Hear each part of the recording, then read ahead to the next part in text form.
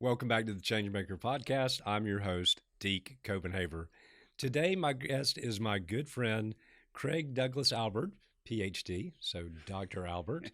Dr. Albert is a professor of political science and the graduate director of the PhD in Intelligence, Defense, and Cybersecurity Policy, and of the Master of Arts of Intelligence and Security Studies at Augusta University. He received his PhD from the University of Connecticut in 2009.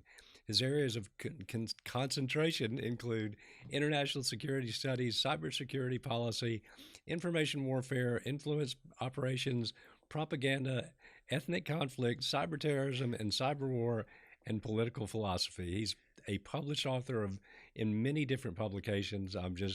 He's just an amazing guy. You might be one of the world's most interesting men. Ladies and gentlemen, let's welcome my friend, Craig Albert.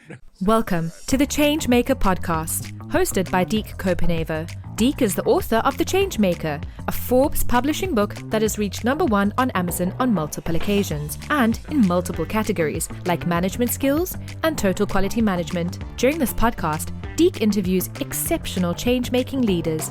Deke currently operates Copenhaver Consulting, where he helps local governments and other public organizations maximize their potential. He's also a sought-after public speaker. We hope that the Changemaker has an impact on you today and that you find takeaways that make you a better leader in your life. Now, here's Deke. Thanks so much for having me. Yeah, man. No, what an intro. but we were talking before coming on air, and if we had been running the cameras or the microphones then, it would have been great. But I always enjoy talking to you because you're in this, but it's not like you're slanted politically. I mean, you might be a little more conservative on some things, but you tell the truth.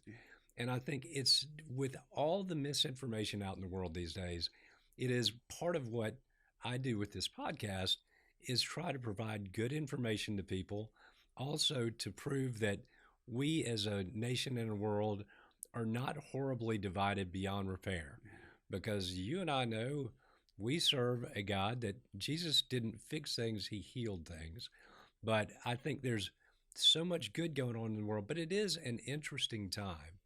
And so because I learn from you every time we talk, but what are the greatest concerns for you from a cybersecurity standpoint or just global, hotspots or whatever? There are so many out there, but for you, what are the things that our listeners should be, I don't know, monitoring, but really should have some concern perhaps about? Yeah, first I just want to touch on the God thing. Please Because do. You talk about God being the healer. Do you know in the Old Testament that the first name of God or the first attribute that God gives to us is the healer? Yeah. And how powerful that is that through him we can all be healed. Yeah. The world, ourselves, everything about us. That's what he wants for us, which is amazing to think about. So that's why we should never let ourselves sit in desolation or in isolation, whether we're talking about politics or just our own mental health or physical health, because God is the healer. That's the way he's introduced to us. I just wanted to throw that out there. So even especially if we get into the weeds in this podcast on, what to look out for in the world, there's hope, right? There's always hope. So speaking from cybersecurity, I think if we talk about the United States, the most dangerous thing right now is social media. Yeah. It's information warfare on social media. And a lot of people don't know what information warfare is. So I can talk about 2016 a little bit. So when people say, Russia hacked the U.S. elections, and people are like, no, they didn't. What does that mean? They got into the computer systems. What does it mean? Had nothing to do with technology or computer systems, or they didn't change anything at the ballot box. If you voted one way, that's the way it was recorded. Yeah. Nothing was hacked. The results are the results. What people mean is that they infiltrated our social media outlets and they disrupted the way our neurons work in our brain. They hijacked our amygdalas to think a different way, not a particular way, a different way. And so what that's called is neurocognitive hacking. And so they got into our brains and shifted the way we actually perceive a situation. And what that's called conceptually is information warfare. It's my ability to make you, as a decision maker, think differently without you knowing that I'm doing this, right? So it's covert, it's in the clandestine world. People don't understand that it's going on. And so on social media, on every major platform, you have nation state actors, child pornographers, ISIS, cyber criminals, like every possible dimension of like bad people wanting to do bad things, infiltrating your system to try to get you to think differently so that they can prey on us, so that they can divide our society, so that they can take advantage of us financially as much as they can. Oh, yeah. Just, or even really sad, like cyberbullying that occurs on social media. So the suicide rate for people on social media, the mental health issues on social media. This is one of the reasons I got off of Instagram. Is because I don't know if you know this, but I kind of broke my back last summer training for an ultra marathon. And here I am on Instagram, like looking at all these ultra runners. And I can't, I can barely get out of bed. And I'm like, my brain is just like getting sad and depressed. And I'm like, oh, I can't run. I can't compete like these people. And I'm like, why am I on this? Like, I need to like just get off of it because that's not my reality now. Right. No. Like I got to shift and everything. But that's the major problem for the US is that Russia, Iran, China, Venezuela, these major states are trying to get in our social media to sow discord in the United States through social media operations. And so what they want to do is make us hate each other, make us fight each other, and put us against each other. And I don't mean like arguments. Russia's major strategic goal is to have the United States disrupt into a civil war. That's the way they want to bring us down. They don't want to fire a shot against the United States in a kinetic war. They want us to go all out against each other in a major civil war. And it's interesting. I shared with you before coming on air that I got off of all social media probably 3 months ago now, and I don't miss it. and it is, you can rewire your brain in coming off of that. So I spend a long time every morning praying. And so one of the things that I've read, I've just done like this deep dive for 4 months, reading voraciously, listening to podcasts. But something I listened to said, you don't get rid of bad habits, you replace them with good habits.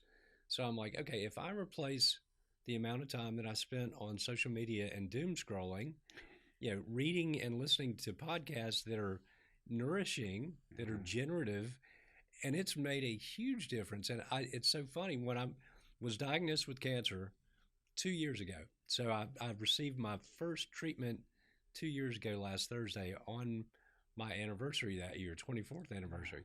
But I started taking stuff to help me sleep. It was just like ZQL or whatever. So, I mean, I thought I had to have that to help me sleep. So, about a month ago, I stopped taking it. I sleep better at night, but I think it's because I've emptied myself of all those things. So we can reprogram, but it is amazing to me how many people don't understand what you just said. I mean, like, you are being manipulated by foreign powers. If you're turning on your friends and family, that is not healthy. That is not good. And I would say that is not of God. God does not try to divide us or to tear us down or to tell us we're awful or that guy's your enemy. And it's really a scarcity mindset. It's like there's not enough resources to go around. So if that person is getting something, they're taking it from me, and now I need to attack them and kill them. I'm like, it's not, you're putting it in technical terms, but I'm like, this is true. And I tell people, part of the reason I got off, I'm competitive. I don't like to be manipulated. And I'm like, you're trying to make money off of me, and I am not the consumer in social media. You are the product. Oh, yeah, we are the product. We are the product. People, they don't understand. Most people don't understand that. I was trying to explain to a friend the other day, like, how do you, before you download an app on your phone, how do you tell if it's like a dangerous app or what its purposes are? And it shows you how it's going to share your information or what type of information it's going to take from you. And for this, it was a kid's game. that they were downloading, and I was like, just look at the information real quick. Like, it shares all your contact details. It has access to your camera. It has access to your microphone. That means that it's micro targeting. So anything you say, it hears. And if it's product placement or something that you say, that's how it shows up in everything. So you become the product for all of these apps that are on your phone. And what most Americans don't understand either is that when you download an app, you give it access to all the other apps on your phone. Yeah. So they're talking, they're communicating, and then there's somebody out there that's storing all this data, aggregating the data on you, and then selling it to whoever's the highest bidder. That could be, Cambridge Analytica, if we're thinking about 2016 and what happened with the elections with that data being bought. Or it could be Colgate or, any type of, I don't know why that company came to mind, but any type of company can get that and buy that, harvest that data on you. Then they create, this is called micro targeting in the advertising world. They create a tailored operation just towards you to get you to buy their product. And so that's why, like, if you say something, I don't know, Nikes, when I go home tonight, I guarantee if I open up, an app on my phone, the what they're going to try to sell me is Nikes, because I've given them this consent to data. If you think of that about social media companies, or you think about who has the right to buy this information, that should be terrifying for us, because if you have like fitness tracker on your phone, or if you have a Garmin device or anything like that, your routes to work on your maps or anything, these like cyber criminals have access to that. They know when you're home. They know when you're not home. They know where your kids go to school. They know where your pet goes to the vet. I mean, you name it, they have the access to this, which means that they can target us physically, emotionally, for whatever they want to do. So that literally keeps me up at night. Oh man, but it is so funny, because and you probably get them, or I mean texts or emails. I'll get them saying we've hacked your computer, and we know that you're watching internet porn, which I am not. So that makes me, I'm like, okay, well, you're not, so we're going to send explicit videos of you out and everything. I'm like, well, I'm sorry, you picked the wrong guy. But then they sent a picture of your house. And I'm like, it's fear factor, but I'm like, I will trust in God. And I'm like, you're not going to fool me. But think about all the people that are like, oh my gosh, they've caught me in this, and it's send, cryptocurrency here. I'm like, they're making money. If they're not getting it from me, they're getting it from a lot of other people. Yeah, absolutely. I mean, the scams out there are just terrifying. Not even that. What they can do now with generative AI, deepfake technology, synthesized voice and video. This is one of my biggest concerns being a professor, right? Is that they can make, and because I'm out there, so I'm in the news, right? They have my voice, they have access to it. So they have synthesized. I tell this to Nicole all the time. I'm like, you got to pay attention to what I'm doing and what I'm saying. And Nicole's my wife. And, they're eventually it's going to happen, right? They're going to record something that I said that I didn't say, or, God forbid, they make a video that's not me, but they take my image and likeness, through synthesized generative AI, and they can make a video like that. The U.S. intelligence community is like dumbfounded that this has not happened yet to affect a presidential election. They thought it was going to occur in 2020. There might have been some sophisticated operations like that stopped in 2024, but they won't be stopped if it's bombarding us. And that's the technology that they have today, is that they can put me in my voice, and it doesn't look bad. No. I mean, hey, send it to my wife so they won't target me. They're going to say, hey, this is what your husband's doing. And it's like, whoa, no, but how do you argue that, right? It's like, no, that's the type of technology that we have to deal with. And, and to me, honestly, that is pure evil. Yeah. It is. I'll tell you, I've got a friend who, unfortunately, a year ago this past Thanksgiving, his son had been it was a senior at the University of Georgia. So he had been at a party in Atlanta over Thanksgiving. So he spent the night at one kid's house. The next morning he got up and he took a Xanax because he couldn't sleep. Well, it was laced with fentanyl, and he died. So my wife and I were in Florida, but we came back and we Googled his name that Friday. So there's all this stuff generated. I take it by AI on the internet, reporting on the death of Jack O'Kelly. But we're like, none of this is obituary, and there's nothing about the family in it.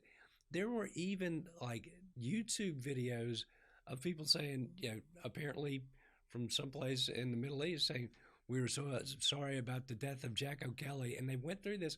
And I'm like, all of that is out there before the family even has time to put together an obituary.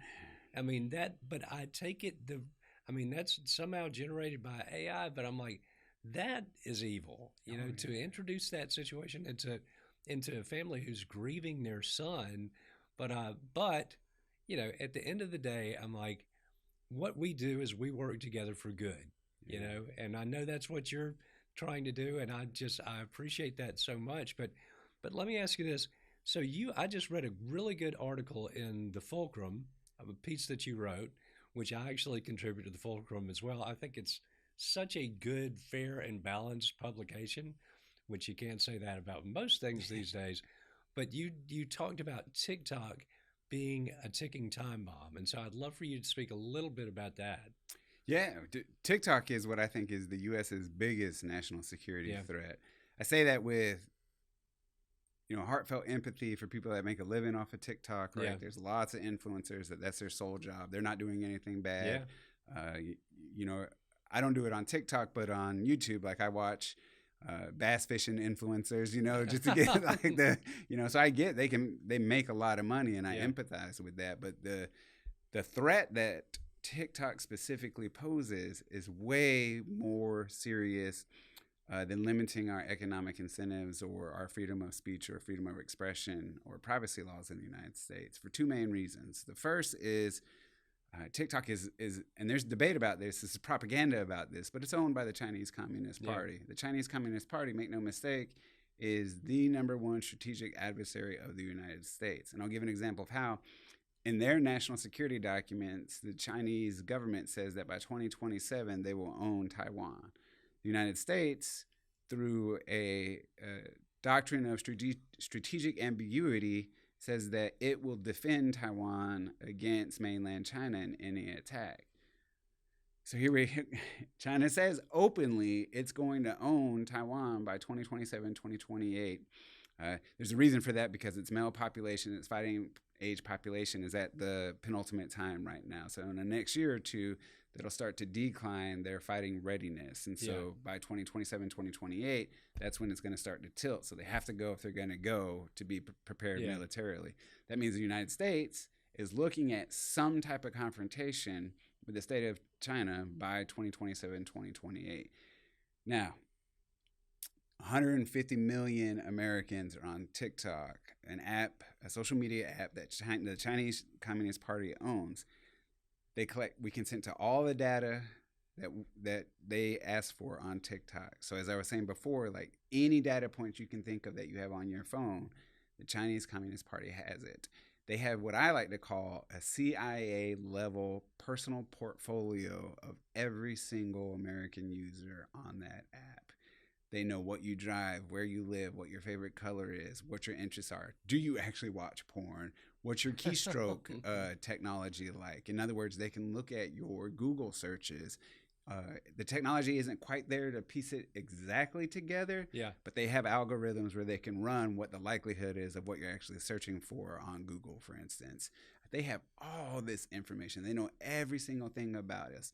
So the likelihood then that they can create what's called a tailored operation of propaganda towards 150 million people is terrifying. That's just the first aspect. So they can create whatever type of propaganda message they want.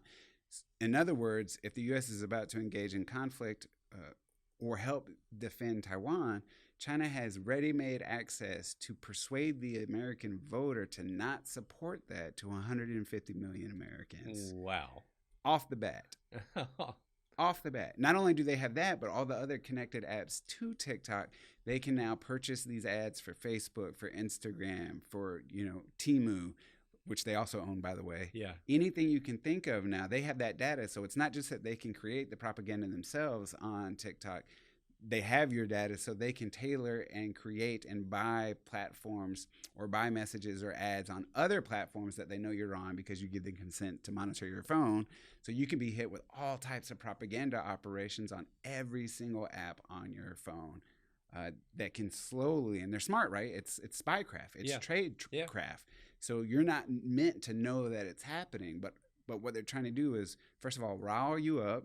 So they want to hijack your amygdala, right? Your frontal lobe, your frontal cortex. They want to change it slightly so that you're all of a sudden more agitated, right? So they want you to be anxious. Why? Because when you're anxious, you rely more on emotions when you make decisions. Yep. And then if you rely on more on emotions, your rationality goes away. The more likely you are to just engage in hostile actions or hostility. And at the same time, the more susceptible you are to further propaganda. Yeah. Right? So it's brilliant. So they have you now. It's literally like mind warping, mind control propaganda that they have. That's not even the scary part. Oh, well, thank you for that. So I told you, that's why I premised all this with, remember, God's the healer above all, right? Because we got to keep that in mind. Nicole, my wife, is like, why are you always so anxious? I'm like, China, TikTok, this is why. My students, too, and they're like, give us one, you say this, but give us an example of how this can really be bad. And I say, okay.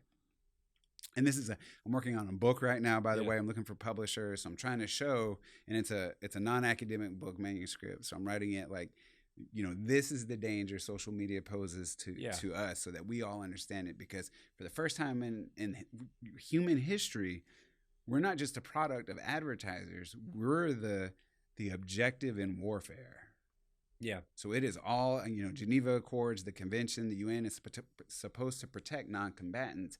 But in social media warfare, we're all combatants. Yeah. We don't have a way out of it unless we opt out of it. Unless you have a flip phone and a pager, and that's how you communicate, and that's it. So the scarier way is that now they can social engineer specific, what's called phishing attacks or spear phishing attacks or SMS attacks on you.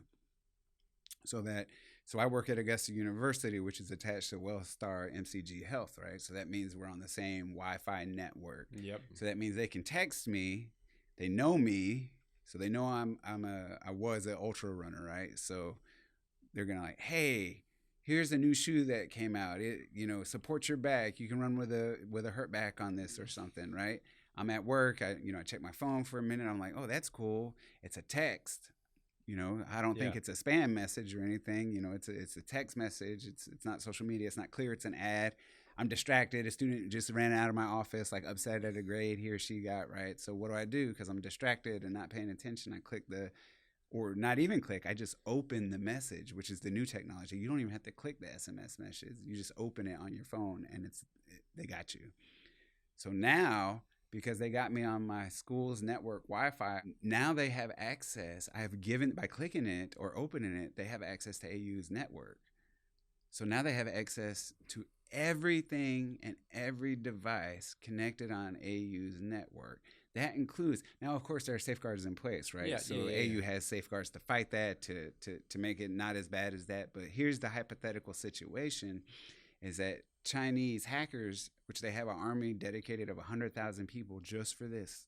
That's the size of their hacking brigade. It's 100,000 people, right? So you think that's larger than the serving population at Fort Eisenhower, which is one of our largest cyber operations command center, right? That's larger than the entire base. That's their cyber attack squad in China. So now they have the capability of, hypothetically, but I think very real hypothetically, to go into AU's network. They can see who is listed on medical Internet of Things. So who's on pacemakers that are connected to the Wi-Fi, right? What surgeons at AU drive Teslas that are connected to the Internet of Things? Who has smart homes? Who has any type of smart devices whatsoever? So now what can China do? Well, let's say President Trump comes to AU for heart surgery because AU has a great cardiovascular surgery center. So he comes to AU for that. He gets a pacemaker installed. It makes the headlines. We might not even know that China already has that information. They have that signal. They have that Wi-Fi capability. They have the IP address of that medical device that's implanted in the president. Now they have the right of targeted assassination by shutting down a signal that somebody carelessly let them into our networks to have. They can shut down the brake system on your smart vehicle. They can shut down your navigation tool. They can forcefully take over your vehicle because of the information that you allowed them to get by giving them consent to monitor everything on your phone, right? So this is why I don't believe in Teslas, because this is why I drive a car that doesn't have smart devices in it, because somebody can, if I have that app connected to my phone, they're going to be able, and they get it, right? Yeah. They get into my system somehow.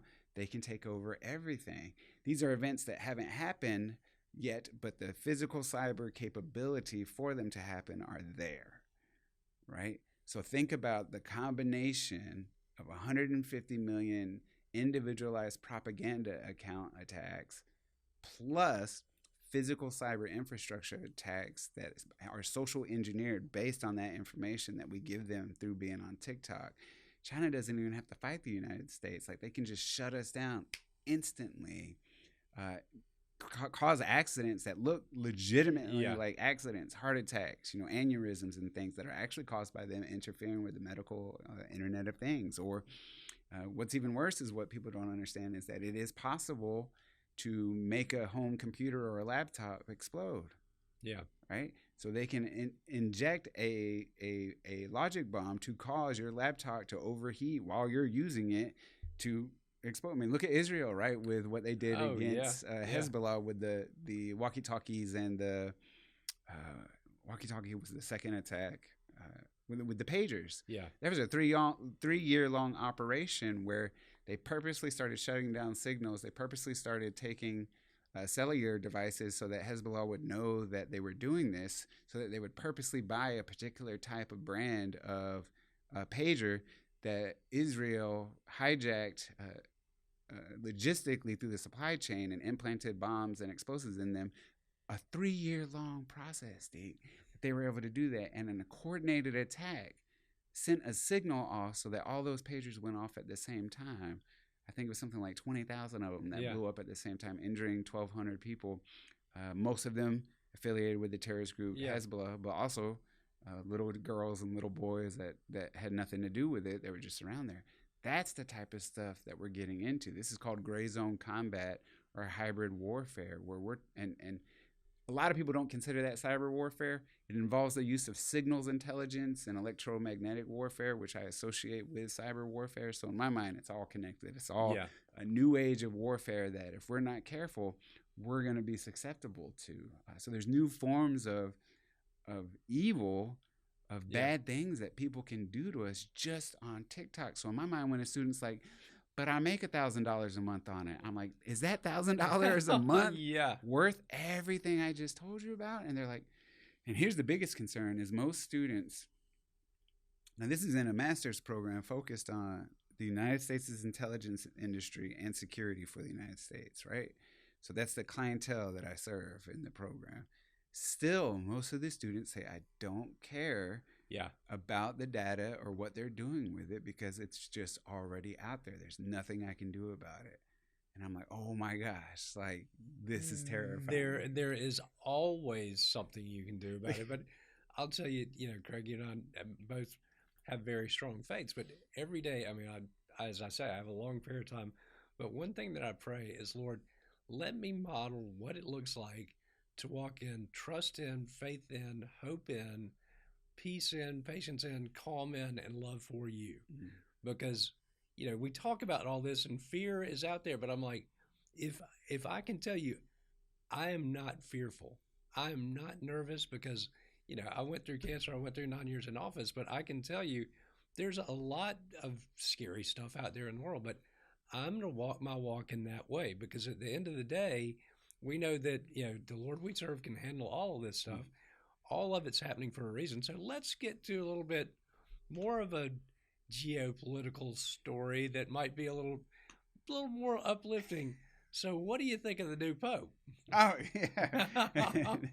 Big shift. Big shift. But that is such a geopolitical position these days. Oh, You know, absolutely. I just think he has the opportunity now, and I think having an American who's not America first by any means, but that is a citizen of Peru as well. You know, he's just a very interesting mix. I mean, he's, you know, just it's an interesting time for an American Pope who is about unity in the world for the faith based community and about ministering to the poor and the least of these. You know, that's a, you know, I am apolitical, but that's a stark juxtaposition to who we have in the White House. Yeah, I'm apolitical too, and as a political scientist, I have to be objective Yeah. with how I approach things. So I just want to make sure everybody Yeah, out yeah. there knows that. What the Pope said, I am Catholic though, and so it's very hard for me to hide that, and I choose Yeah. not to hide that. No, right? no, no, that's no. my faith. So, so I'm a believer. But what the Pope said in that first homily was a bit deeper, actually, I think, than what you just relayed. He said, I want unity for everyone, Yep. not just believers, Yep. not just people that walk in faith, but for atheists, for those who persecute people of faith, for people that intend to do harm, for everybody. He is praying for the conversion of souls, and even where that falls short, for everybody, for especially the community of faith, to love those people is what he's asking for. And in that way is how we can heal the community, heal the country, heal the Yep. world, is that, you know what, it doesn't matter for whom I voted or who's in office, because my job is to love you, to love him or her elected officials, to love the people who hate my politics or that hate my religion or that just hate me. My job is to not respond in hate, but love. And not just artificial, but in the heart. Like, man, my job is to love you, like to see your wounds, like because you hate me because you're wounded by something that somebody like me did to you sometime, by some type of trauma, right, big or small. And my job then is to, like, I don't even have to understand it, but to know that you're wounded and I'm wounded. And so I just want to be loved. Usually if I lash out, right, it's because I don't feel loved at that moment or something. So I want to be loved. That means my job is to love you. No matter if you disagree with me. For all the students listening, I'm still going to grade you properly. But my job is, even if I have to give a C or worse, is I love you as a person, right? Like, that's my job. We're called to that. And I think the Pope is reminding us of this. And of course, he immediately took flack in certain circles of the world and of the U.S. for that. But if the Pope is supposed to be the representation of Christ on earth, and Christ is love. God is love. Like, that's all it is. And it's mercy and forgiveness and friendship and fellowship. And I think Pope Francis kind of set, if we go in the hierarchy, right, we had Pope Benedict, who was much more conservative, much more focused on the theology of faith, with occasional writings and homilies on, of course, mercy and love and compassion and forgiveness, but much more kind of like a high scholar, right? For instance, he had a super PhD. That's what it's called. So he got his PhD in Germany, and then he got a high PhD, a super PhD. So we don't even have the equivalent of that in the U.S. So he had like 2 PhDs, and that's how his pontificate kind of was like based on the systematic theology of the faith. And then Francis came in, Pope Francis, erudite scholar in his own right, but his focus was not on that, but on us and creating connection and interpersonal relationships with each other and with Christ and with God. Christ as the Godhead, right? And so he was hoping to provide a way so that politics wouldn't matter to the world that much, but that we could love each other in our political differences. Leo, just by taking the name Leo, what we can say by the lineage, in Catholicism, when you take a pope's name, it means that you're going to travel in their footsteps, kind of, that you kind of align yourself with, so there's 13 Leos before them. So if you look at what they did, Pope Leo XIV is going to, he thinks he's going to be in that trajectory. And so it's this kind of like perfect balance of education, of scholarship, which Pope Leos are known for, but of mercy, unity, ecumenism, bringing all the faiths of the world into a dialogue for peace and love and harmony, which is kingdom's work, which is what, even for our atheists and non-believer listeners and viewers out there, like, who doesn't want that? Like, for all of us to be in unity and to love one another where we are, for who we are. I just went on the vestry of the Church of the Good Shepherd, but I've had conversations. We had a retreat, and we want to get much more active in the community, which I love that. We need to be. But I'm like, I want us to be the most welcoming church in town. And I said, I think where churches start to get a little bit off base is when it's like, okay, well, you have to be of this socioeconomic status, or you have to be of this color or whatever to go here. I'm like, when Jesus invites everybody to his table, who are we to put limitations on who we invite to ours?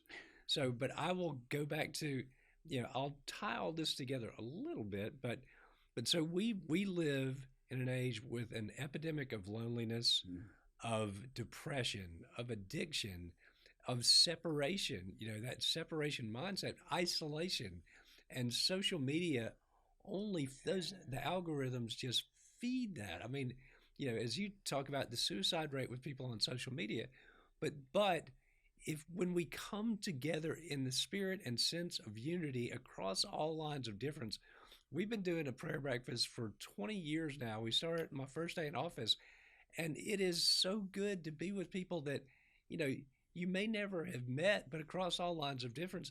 We were at Oasis VIP, Pastor Angel Maestre's church on Dean's Bridge last month. And so it's, it's Latino folks, it's Black, it's white, it's Hallelujah community folks. But I'm like, this table is what I think heaven is going to look like, because everybody's in it together. But it is, as you say, so during the Great Recession, I had a minister that said, if you are a negative, fearful, angry Christian during these economic times, don't tell somebody you're a Christian, because it's kind of like, but I'm like, I want to be, there's enough fear and anxiety in the world. I want to provide an oasis of peace for people, and I want to be with people across all lines of difference. It's like going through chemotherapy. I loved it. So my wife brings, I still have monthly immunotherapy. I have last one treatment next month, but my wife brings Chick-fil-A biscuits for everybody. And I'm like, we're sharing a meal together. There's nobody who's above anybody else while you're getting treatment. And it is a beautiful thing. We've come to make friends with all these folks, but I agree with what you're saying about Pope Leo. It has to be, we can't consider anybody the other. Exactly. It's, I don't care what your nationality is, what your faith tradition or lack thereof is. That is what we're called to do. And it's pretty simple. It's like, we're commanded, not requested in the Bible, love your God with all your heart and love your neighbor as yourself. And I'm like, that doesn't say black, white, rich, poor, anything. There's no asterisk with that. So I think that obviously the Pope is speaking directly into that, which I personally love. Yeah, absolutely. And that goes beyond partisan lines too, yeah. Right? It means Republicans love Democrats. Yeah. Democrats love Republicans. And this is what's so disheartening for me, is that, as a political scientist and as a person of faith, I see people who say they're of faith, but in the way they talk or go on Facebook and present the other as in partisan, it's full of vitriol and hate. Yeah. And I'm like, that is not Christ-like. No. We are called to love everybody. Yeah. And they're like, what about people who persecute us? And I'm like, we are called to love everybody. What is Jesus's last act in the Gospels, right? Like, asking God the Father to forgive the people who are about to kill him. Yeah. So he still loved them in their total persecution of him. It's interesting that you say that, because from what I've learned, prayer is to be a two-way street, and there's listening prayer as well. But that's one thing hit me the other day, and it's, one sentence is enough. And I started thinking, forgive them, Father, for they know not what they do. It is finished, and he is risen. I'm like, those sentences, just sentences are so powerful, but it's like communication between two people, particularly face to face, where you can see nuances, but just sharing generative language is cool. And I think the more people that listen to this podcast, it's like people seem to be really enjoying it. And I'll tell you, purposely, no sponsors. I'm not making a dime off of it. And I just thought about that. I'm like, but there's no spin to it. I'm hoping to provide a space where people can come and have a good conversation that we share with others, where they learn and they feel a little bit better about the world, as scary as it may be. And it is scary, but I'm like, I believe in miracles because I am one. I came through cancer unscathed. I'm all good. So I'm like, I'm going to do exactly what you say. I'm going to go out and I'm going to love on everybody. And so just try to stop me. That's it. Amen. Yeah, that's where, we're called to do that. Sometimes it's hard as an academic, especially working for a state institution, because I have to you can't publicly endorse religion, right? Yeah. Fairly so. Rightfully so by the Constitution. Yeah. And because I study such a harsh subject of warfare and conflict, I can get stuck in it very quickly, and I can get down, depressed, and some of my line of research requires me to watch some combat footage as well, which will really get you like, oh man, that'll get you down and make you doubt, give you reasons to doubt, which the Lord says is okay to doubt, right? Yeah. Like you come back, you bring that doubt to Him and things, and man, it's just so good to be able to, at the end of the day, try to like compartmentalize all that kind of stuff and then like offer it back up to the Lord, right? It's weird that we're talking about this because I'm having a hard time doing this right now in my life. Yeah. Just because everything that's going on in the world with conflict and what I'm trying to research and how I'm researching it. So at night, it's like, or in the morning, it's like, how can I offer this up? Or how can I bring peace upon myself so I can bring peace upon others so that there's no spirit of fear, right? Yeah. Spirit of angst or depression, which is all around us, and the enemy wants to take advantage of it very clearly. Well, and it's so in all my reading and listening and everything, there was some point made that you can't give somebody something you don't have yourself. Yeah. So if you can, and I pray about that, I'm like, Lord, help me to receive your peace, your calm, you've healed me, so that I can then share those with other people. But so I've got something for you. So when I was first diagnosed, people started giving me little, crosses or whatever. And I'm like, about a year ago, I thought, well, I need something to give people too. So this is Saint Raphael, or the Archangel Raphael, the patron saint of healing. And that's a healing prayer. So I'm like, I give that to people and I give that to you because everybody needs healing. I'm like, that's a common denominator, and it goes back to loving everybody. Hurt people. Yeah. So, you're not going to overcome darkness through darkness. You're not going to overcome hatred through hatred. It's got to be through love. Yeah. And so I tell people, I'm like, politically, whatever, I've given that to people, cancer patients. I've given it to leaders, to politicians. I'm like, okay, we're all connected by the divine spark within us anyway, but that's just a reminder that there are people all over the United States and Europe and now into the Caribbean that carry that coin in their pocket. And I'm like, just remember that connects you. If you can't feel the connection, that's a little reminder that we're all in it together. And it's just, there is no separation. Everything impacts everything else. That's just the reality of the situation. Amen. Yeah, I have nothing to add to that. Thank you very much, man. It's a powerful reminder. Absolutely. Well, man, we're coming down towards. We could talk all day, sure. And I want you to be a frequent guest on the podcast because you bring such a great perspective. I've got this week. The lineup is you kicking it off, but we've got a stellar lineup this week, and I told my wife this morning, I'm like, I'm so excited about this week. And it's like God is leading. I've never done 4 in a week and just to have the guests that, with you kicking it off, I'm like, Melissa, they bring such knowledge, and it's not like a political skew. It's just like, these are some of the most intelligent people I know.